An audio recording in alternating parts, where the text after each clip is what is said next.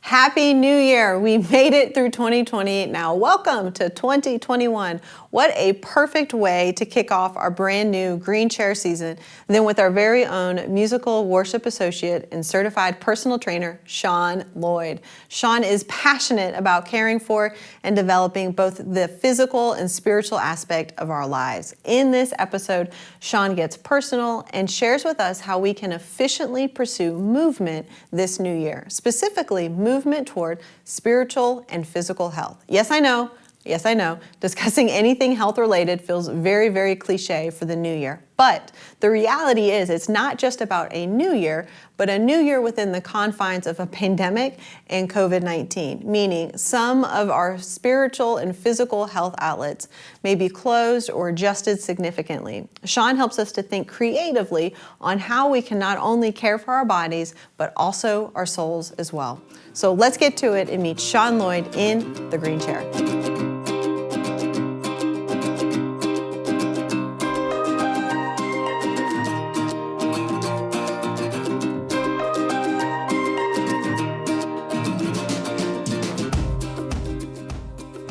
All right, Shaun Lloyd. What's up? You're in the Green Chair with us. Hot seat. It's a new year, and you're here. This is amazing. Crazy. It's crazy. We're here. It's crazy. We made it thus far. Thank you so much for doing this with us.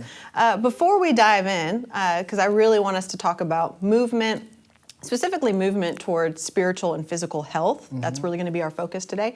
I want people to get to know you a little bit. I love working with you, and I just want people to see a little bit of the behind the scenes Shaun. Yeah, well, you know, I'm nobody special. Oh, that's for sure. Okay, let's get that right. I'm nobody special. But yeah, I'm from Mississippi. Mississippi. Born Where in Mississippi? A little town called Lena, Mississippi. So I tell people all the time. Okay. I live close to Jackson, Mississippi. Outside of Jackson. Okay. So if you blink, you're gonna pass it. Okay. Very small. Literally, that's probably 200 people. Really? Yeah, very small. Okay. Ask Siri, she'll tell you. 200 people. But yeah, born and raised there, and I went to college, junior college. Okay. East Central Community College. Okay. It's in Decatur, Mississippi. Okay. So a little further north. Okay. So I kept moving up the chain. So I went there for 2 years, and then I transferred to Delta State University, which is a little further north in Cleveland, Mississippi. Okay. And so I was there for 4 years and made my way up to Memphis after I left there. Okay. Yeah. Okay, that's really exciting. Yeah. And married? I am married, happily married. Two precious kids? 2 kids, Lyric and Preston. Preston is 10, Lyric is 7, going on 21. Okay, where'd you and Dina meet? Dina and I, so let me back up. Dina and I met when I was in a band.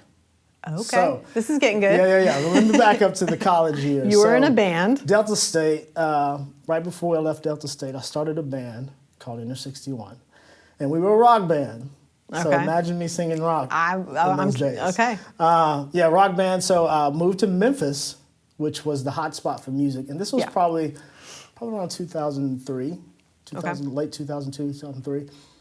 This was the scene. This was the scene of music for us, and we were here a lot. 2 of the members in my band were from Memphis, so it made sense for us to move to Memphis. Mm-hmm. So once we moved to Memphis, we started doing all these circuits here in the TJ Mulligans and stuff like that. You're familiar with the Holland Q? Yeah. Back in the day, yes. Gills used to be on Holland. So we played those places, That's really funny. I feel like I'm shocked I didn't like it. Yeah. All that, we were there. And the TJ Mulligan circuit, Dina worked at the one on 64. Okay. There's a TJ Mulligan's out there. And we would probably play there every other Friday. Okay. And Dina was like one of the head waitresses there. Okay. And so I fought that battle for a long time, Jessica. I did. Dina and I are 7 years apart. A lot of people don't know that. I did not know that. Yeah, we're 7 years apart. So I robbed the cradle. Oh my God. No, I'm just joking. But yeah, her mom was our band's accountant. Oh, okay. So we knew Dina off and on because we could see them all the time. And Dina and I just became really good friends. She would come support the band all the time, her and her mom. And it just grew into a relationship, a friendship that was unstoppable with the love that we started sharing. And Okay, so, and one of the things too that's really interesting about y'all is that you're an interracial couple in the South. We are. How was that? That really was something that we really kind of blocked off. Okay. You know, when Dina and I started dating, we knew that we were probably stepping into some stuff that was going to either offend some people in our family, in our friendships, and things like that. But like I told you earlier, you can't really stop what you feel about somebody. Oh yeah. So being here in Memphis, you know, we got a lot of eye stares. You know, people just didn't like seeing us out. People didn't like us talking. But those were things that we knew off the bat that if we're going to be together, we can't let the world dictate how that's going to look. Yeah, no, that makes sense. Yeah. I appreciate you sharing that. And okay, so pivoting a little bit, you have these like two really unique and very interesting passions. I don't know anybody else that has them hand in hand like you do. But you have this passion for music. You said you had a singing scholarship, which I just learned about. That's really exciting. So you have a passion for music. You're our musical associate, worship associate. Yes, ma'am. And then also you have this passion for fitness. You're a certified personal trainer. So you've got these two hand in hand, right? Yes. So tell me, how on earth did those kind of come about? I mean, music and then fitness. Well, when the band, we used to play 3 to 4 nights a week, and we were all cover band. So when you're playing 3 or 4 nights a week, sometimes 5, we were making pretty good money. Yeah. You know, we were rolling, and then we started writing our own music. And we started playing shows that were not 3 and 4 hours now. Now they're like 45 minutes to an hour. Okay. And these shows you get paid for. But when you really don't have anybody kind of backing you, like a record label or an investor, and you're traveling, a lot of things come out of your pocket. So we weren't making a lot of money on the original scene, if you will. Yeah. So I had to figure out how to make some ends meet. You know, put some money in my pocket, put food on the table. Yeah. You know, we had a band house. We were living it up. You know, we had our own place, so we weren't really worried about paying a particular bill by ourselves. You know, it was all put together in one pile and paid for. But I wanted my own, so I had to get a job. You know, I had the card note. I had to pay for that. And so I ended up going into a fitness center in Colleyville called Prairie Life. I'm not sure if you're familiar with that. I am. But I started working there. Started at the bottom. You know, I was a floor attendant, you know, wiping down equipment, things like that. And so I worked there for years, and I just started moving my way up the chain of command. Went to sales. Then I went to the floor, which was our fitness floor, where you have like 15 trainers, and I literally just watched and learned from probably some of the best in Memphis, in my opinion. And they taught me a lot, and then the opportunity came for me to be a fitness manager over them. And I'm thinking to myself, now, I've watched you guys, and you've taught me, now I have to be over you. So I went through that chain of just having to learn, really soak in. But I enjoyed it already because I played ball in college, played rec ball in high school, and it was one of those things where fitness was a part of me. But being now in the industry and having all that knowledge around me, I was soaking up a lot of stuff. Because each one of those trainers, they have their own style. So as a trainer, you have to figure out what your niche is going to be. So fast forward, ended up getting my certification after I left Prairie Life. And I started working for DAC Fitness. And I worked there for a while, 2 or 3 years for DAC. And the opportunity presented itself for me to go out on my own. And when you go out on your own, you really have to step out on faith. Oh, yeah. Like literally. Because no insurance, you know, no steady check coming in. You make your own hours. You know, you're hustling. You're really getting out there, putting yourself out there to build your business. And so the opportunity fell in my lap for me to reach out to this guy who owns the place I'm at now, which is Well House Fitness. And it was like God was just putting it right in front of me to make it happen. And so I went out on my own, and it was the best decision ever. Great. It literally took off for me. And I had a bunch of people who followed me, you know, and that was good. Because that told me that I was making the right move.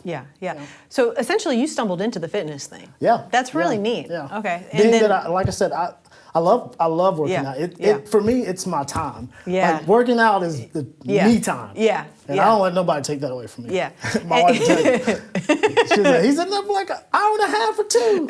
You're like, I need me time. Yeah. Okay, so what about music? Has that always been a part, or did you stumble into that kind of as well?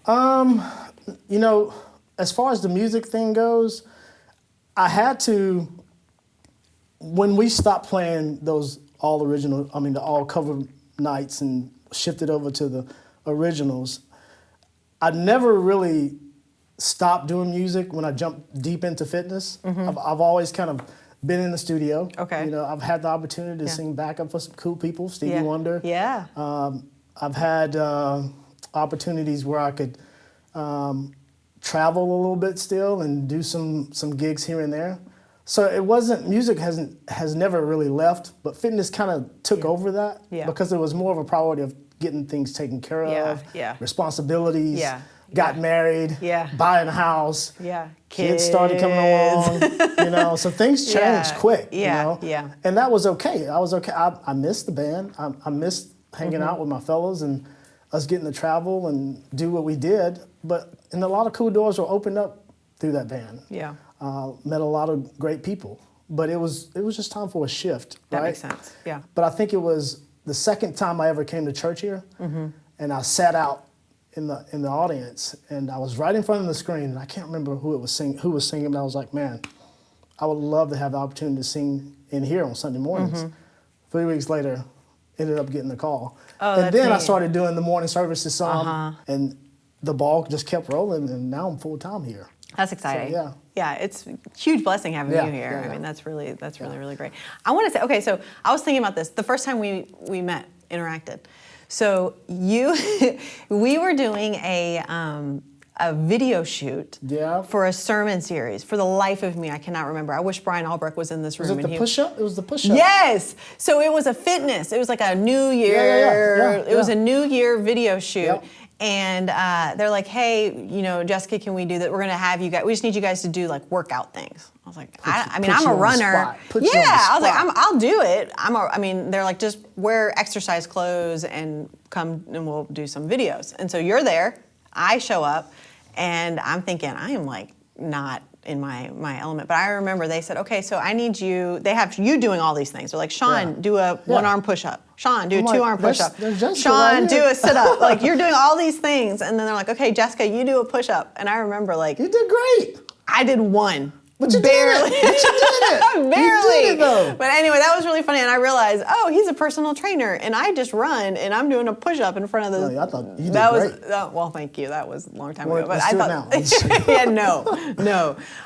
But anyway, that has nothing to do with anything other than the fact of I would love for you to kind of lean in a little bit to your passion for physical wellness. And one of the things you talked about when you and I were having a conversation was, you know, it's a spiritual thing in a sense to you because, you know, body's a temple type thing. Like we are called to care for the body that God has given us. So I'd love for you to talk about what hindrances do you see with people? I mean, I know you probably see people, what roadblocks are people facing? What struggles to get to a place, or what are the struggles you're seeing? Because you're a personal trainer, so you're working really one-on-one, I guess, with some people. Yeah, so this is the time of year that people kind of jump back into fitness, right? Holiday season. It's time to get on it. You know, we hear that a lot. Yeah. We get that a lot. And we also get that, I want to reach this in such and such time, 3 months from now. I got a wedding I want to do, you know, so things like that we get from clients all the time. And this is a busy season for me right now, thank God.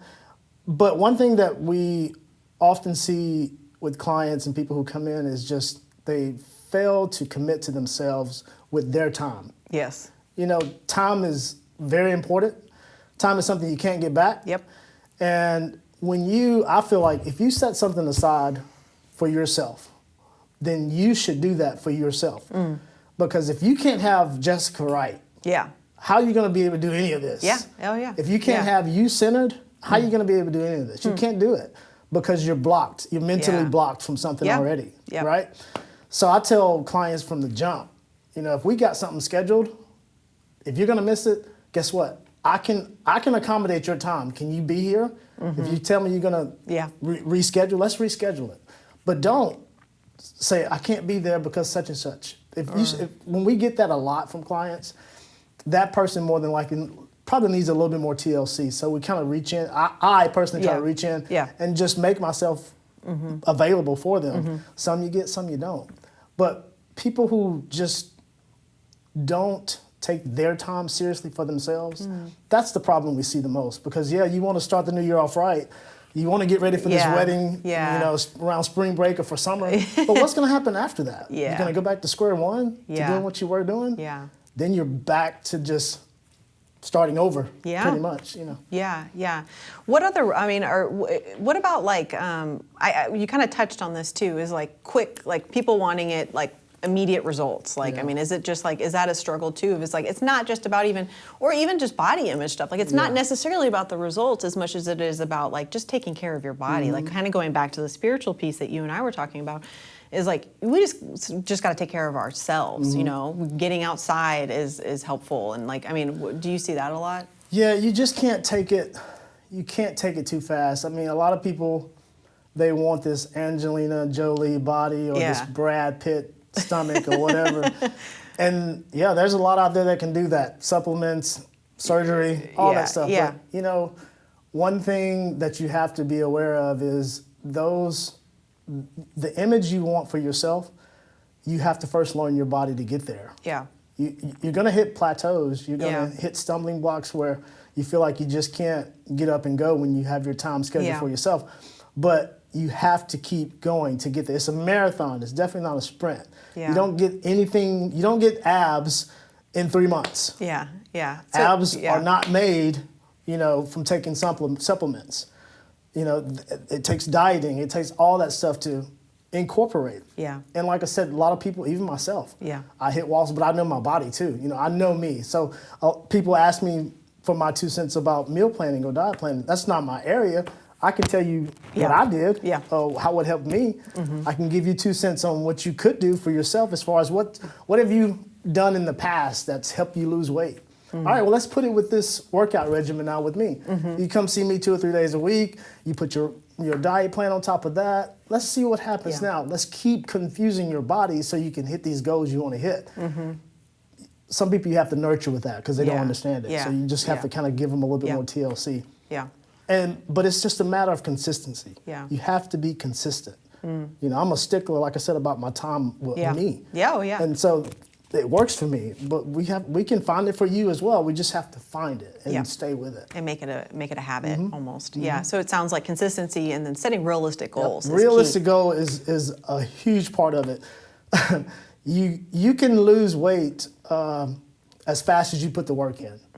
You put the work in, then the results will happen. But if you're not really putting the work in, if you're not really eating like you're supposed to be eating, if you're not really taking care of your body like you're supposed to be taking care of, if you're not really sleeping well like you're supposed to be sleeping, if you just go, you're going to hit some blocks along the way, and it's going to be hard. And do you feel, or have you seen really just even the conversations I'll have sometimes too are like, I'm just too far gone. Like I have so like I'm not even even close to where I need to be. Like, what's the point? Nobody's too far gone. There is never. It's never too late. It is never too late. You can always reach a goal that you want to reach. It doesn't matter the age as well. If you want to run a marathon at 60, you can run it, but you got to be disciplined about yourself to get there. And some people have that mindset that they can do that. They want to start over. When some people say they want to start over, how much do you really want to start over? Sometimes you really have to dig deep into yourself. And say, self, are you really ready for this? Are you really going to do it? And that's hard for some people. To make it's hard to make a decision to change. It's hard to make your heart and your mind kind of agree, your body agree with what you're feeling and what you're doing. But it's doable. It's not that you can't do it. And I feel like one of the things we don't really talk about is that sometimes in making that shift, which I've heard of some about, in making that shift, you have to kind of let go of some unhealthy things. And that's really the pivot that we don't want to make, right? We're like, cool, I want to be here 10 steps down the road, but I don't really want to let go of these unhealthy you're habits that I have. Yeah, it's comfortable. Or they're coping mechanisms. Let's just be honest. Right. You know, whether it's the food we eat or the drinks we drink or whatever is happening, or just checking out, watching TV as opposed to getting outside and just going for a walk. These are not terrible in and of themselves, but if we have these coping mechanisms, you know, that we don't really want to change that up to get here. There's healthy habits. Yeah. There are healthy habits. Yeah. And that healthy habit, I'm not necessarily talking about food. Yeah. There are healthy habits as taking walks. Yes. Taking time for yourself, reading. You know, I don't like to read a lot, but I do like to move. I like to get up and move. And when I have those moments that I want to move, then I get up and I do them. Yeah. You know, I'm not making an excuse for anything around the household, going anywhere. Plan it out. Plan your days and your weeks out ahead of time. That way, if something comes about where it blocks, all right, something has come up, I got to switch. You know, 2 or 3 days ahead or a day ahead, I can put it here. I can put it there. Don't think that you can't reschedule something that you want to do for yourself. Yeah. Because like I said earlier, you're just as important as everything else around you. Yeah. We get a lot of guilt for that though. We do. Yeah. Like there's a balance between the self-care thing. Yeah. But we get a lot of guilt for like, I need a walk. I mean, I sometimes internalize that. I mean, I'm like, I'm a mom, I should be doing all of these other things. And I'm like, I need to clear my head and space. But I've gotten comfortable enough with Tommy, which you know us enough to know I'm like, space, you know, like I'm okay saying that. But sometimes there's societal guilt that comes along with we need to take care of our own selves. Yeah. So you know, I'm glad you touched on that. I think what helps people as well with being committed is just surrounding yourself with people who are like-minded to achieve a goal that you want to achieve, that can feed into you positive energy, if you will, to push ahead. You know, that's good. Community is key. Yeah, that's really, really good. And it's just like here. You know, community is very important to us. And that's where you get your strength from. And so you just touched on it, and that's exactly where I want us to go, is all the advice and wisdom you have time to give us. No, but all the advice and wisdom on this idea of spiritual and physical, like how do we kind of care for ourselves? How do we begin this idea of moving toward physical, spiritual health? Starting with physical, like I would love just kind of starting places. And I mean, again, this is in the confine. I own the fact that this is a little cliche. In the new year, we're talking about health, fitness, but it's a reality that we're facing. But we're also facing this reality within a pandemic. I mean, that's something that we have to have. We have to get creative. We have to think outside the box on some of that. I know you've had to do that within your business. So I would love all the advice and wisdom on that. Like, what are some like starting points for us? What are some things we can begin doing? This has been a very innovative season for trainers. Oh yeah, and people who love to work out because gyms were closed. And things like that. So you had to kind of be where you are in your space and make it work, right? But there was ways for that, and really, fitness has always been virtual. You know, there's apps out there. There are web pages that you can go to. There are just numerous things that you can do to start. But again, you just gotta, it starts with you. It starts with the person who is wanting something to happen. And I think a mindset of being disciplined to yourself is where to start. You can always reach out to the local gym. And you can, get yourself a gym membership. And a lot of people, when they get these gym memberships, they go in there for such and such longer time, and they never approach the people who work there. Maybe because they see them and they don't see that those people that work there can really tell them what they need. But that's a starting point. So if you are in a gym, reach out to some of the trainers there, get information from the front desk. If you're home, move, get up, go for a walk.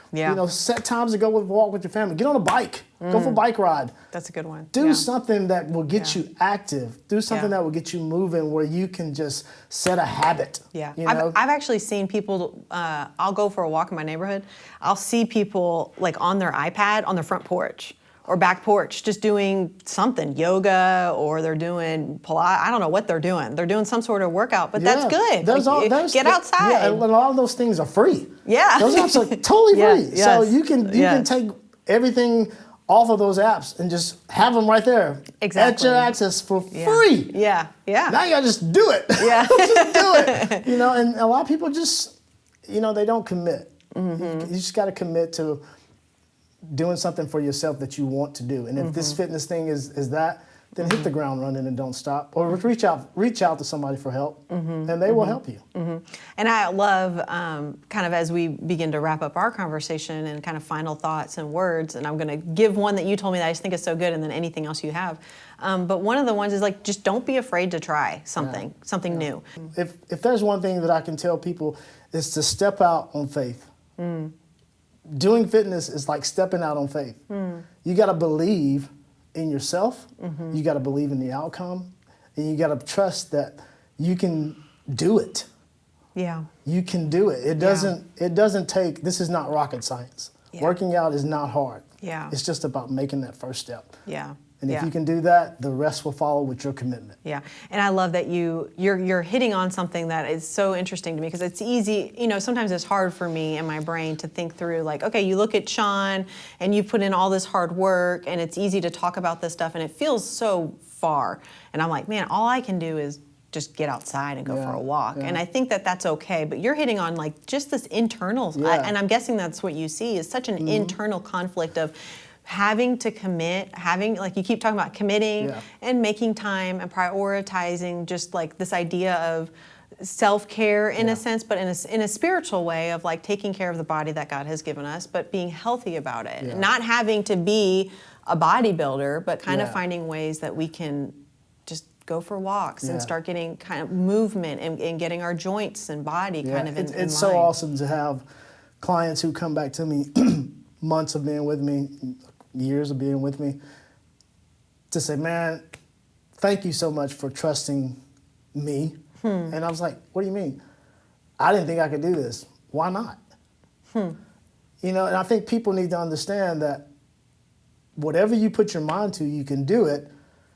And there is nothing that is out there that can stop you from doing it. The only thing that can stop you from doing it is you. So having those clients come back to me from time to time, and you see the glow, you see the excitement that they have of a body change that they never expected to see. A total transformation that they never thought they could see. That's the faith that they stepped out on. And I have to explain that to them sometimes. It could take a year for you to get to where you want to be, but you didn't stop. You kept coming, you were faithful to the journey. You were faithful, you committed to the workout. I pushed you at times. You got right back up. So sometimes I can be that person, to make you mad, but you got back up and you did it. And it's such a joy to have clients come to you and stay with you, because you have poured into them and they have actually poured into me. And that relationship has built. So there's a lot that goes in that as far as the relationship between the client and the trainer. And sometimes the outcome is good, sometimes it's not. But at the end of the day, those people who stick with it and they start to see those results, man, the glow and the excitement for them that you see, it's all worth it. I love that. And I love that. And that's just such a good, like, just try something new. Try something new. Step outside your comfort zone. I love that. Thank you so much for being with us in the green chair. It's not so scary, is it? Oh yeah, this is crazy.